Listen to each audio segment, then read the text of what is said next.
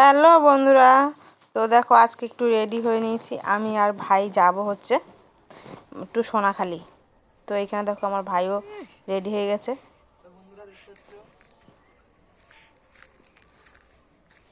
বন্ধুরা আমি এখন কি করছি, হেলমেট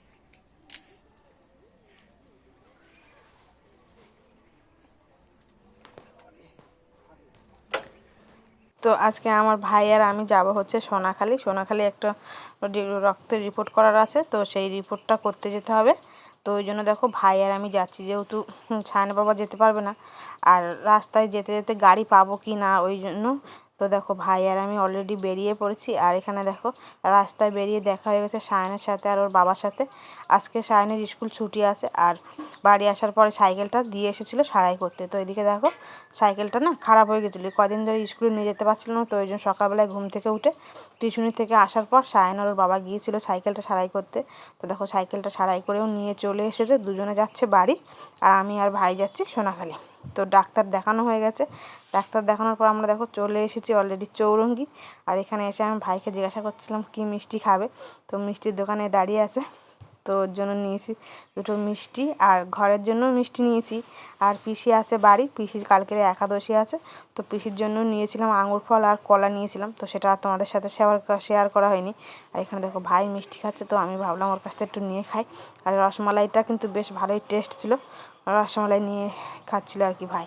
আর বাড়ি এসে দেখি না ওর বাবা গিয়েছিলো মাঠে, এখনও স্নান করেনি। তো এইদিকে দেখো নিয়ে চলে এসেছে আমার জন্য একটা ফুলকপি, আমার জ্যাঠা শ্বশুরি বাড়ির থেকে এই ফুলকপিটা দিয়েছে, তো নিয়ে এসেছে। আর সন্ধ্যাবেলা দেখো এখানে কিছু মৌটি মাছ ছিল, মৌটি মাছটা রান্না করবো বলে লবণ হলুদটা মাখিয়ে রাখছি।